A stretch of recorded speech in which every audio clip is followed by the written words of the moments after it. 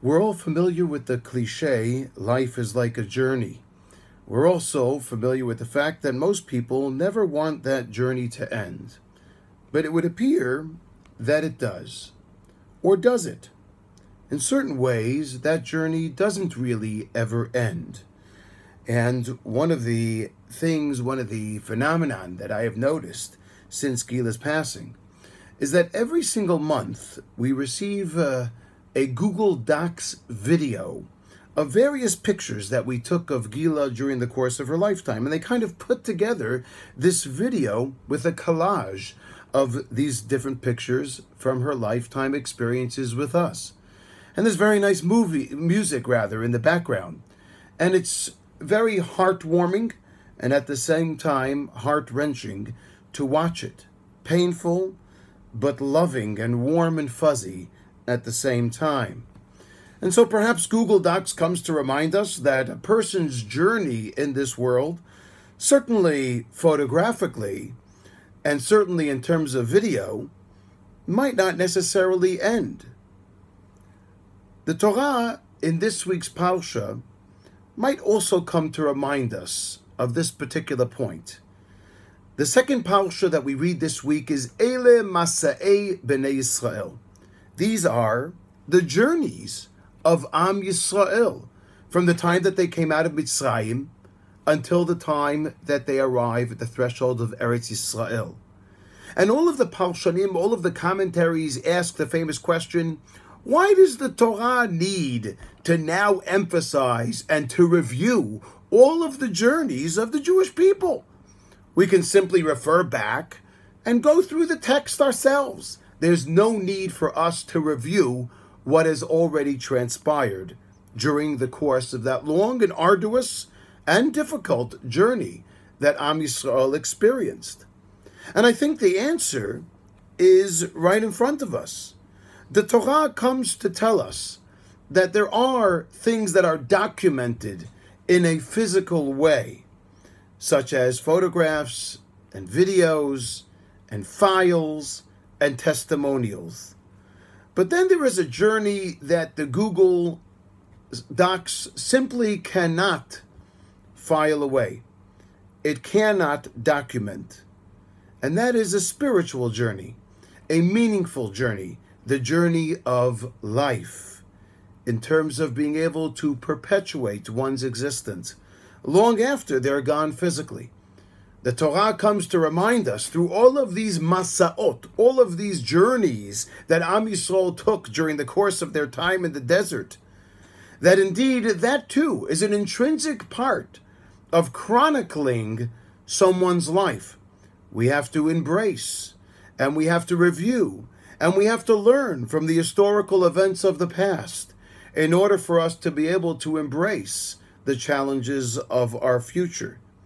And therefore, while there's no doubt that the Torah wants us to understand the significance of a journey that might not necessarily ever end, but that remains in the annals of the Bible, of the Torah, the Gemara in Bechorot reminds us of this same very point. It's a very interesting Gemara that I happen to be learning that I came across this past week. And the Gemara says, "The Amar Rab Yehuda Amarav, my dichtiv, what is it that it says in Tehillim, in Psalms, by David HaMelech, King David? Agura b'ohalecha olamim. I will live and dwell in your tent, says King David, forever, for all of the worlds, all of eternity." And the obvious question that the Gemara poses, V'chi efshar la'adam lagur b'shnei olamim? Is David postulating or suggesting that one can possibly live and survive b'shnei olamim, in both worlds? David longs and quests to be able to dwell in the tent of God in both worlds. Olamim, olam hazeh, this world physically, ve'olam haba, the next world to come with our neshama, with our souls.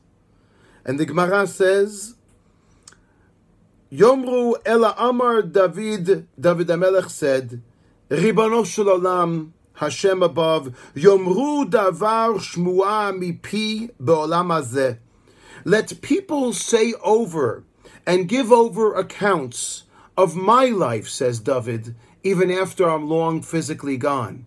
And that will count as if I am dwelling in both worlds consistently. Da'amar Rabbi Yochanan mishum Rabbi Shimon bar Yochai, Kol Talmid Chacham she'omrim davar shmu'a mipiv be'olam hazeh. A Talmid Chacham, a scholar, who is privileged with having his words repeated, his wisdom shared long after he is long physically gone. Siftotav dovavot bakever. Says the Gemara, his lips move, they shake and tremble from the grave. And what the Gemara is really telling us is that even when a Talmid Chacham, a scholar, an educator, someone who is outstanding, a figure, a leader, that we have learned positively from, that we have incorporated ideals based on into our lives, that person's lips never stop moving. His impact dwells amongst us. His journey is consistent. His journey is continuous. And this is exactly what the Torah and what the Gemara is coming to reveal to us. One of the things that drives me absolutely potty with regards to this period of the corona is that I'm not mobile. I cannot go on my physical journey. I'm grounded. I can't get out there as much as I normally would. I can't create the venues that I normally would form. And therefore I cannot disseminate the messages in as high a resolution as I normally would be able to do under normal circumstances. And it's frustrating because people want to be able to journey. People want to move. People want to go out and not be confined and restricted. People want to expand and broaden their horizons. But the Gemara and the Torah with Eile Masa'ei B'nai Yisrael comes to remind us that we can. Regardless of the fact that we might feel physical constriction, regardless of the fact that we might feel physically bound to one place, our capacity to impact, to influence, and to touch knows no bounds. It is infinite, to the extent that one's lips can move even when they find themselves no longer physically alive, even from their burial place. And this is exactly the journey with which we describe the journey of our dear Gila. The short years that she had, 18 years of her life, the tremendous physical enjoyment that she had, the burst of energy, the joy that she shared with others. She traveled this world in the short time she was here in an unbelievable way. And yet, even when she is physically gone, her journey continues. Masa'ei B'nai Yisrael. We can read in the annals and the stories and the anecdotes and the ways that she has affected the people around her, and the impact that she has had on the people who have known her based on her behavior and her values and her capacity to accept everyone lovingly. She continues to journey amongst us, and her lips continue to move from wherever they may be. May it be the will of Hashem that we too establish a life, a long life, a life by which we are ultimately able to expand and broaden our horizons physically, but a life, perhaps more importantly, where we can proclaim, as David HaMelech said, Agura ba'oalecha olamim. Let me dwell in your tent, HaKadosh Baruch Hu, forever, based on the impact that I have on others, based on the consideration that I demonstrate to my peers, based on the ability for me to embrace those around me, and for them to learn from me long after I am gone. And as a result of that, we should all be able to proclaim as one, both those who are here physically and those who are still with us spiritually. Chazak, chazak, v'nitchazek. The Gila way. Shabbat Shalom.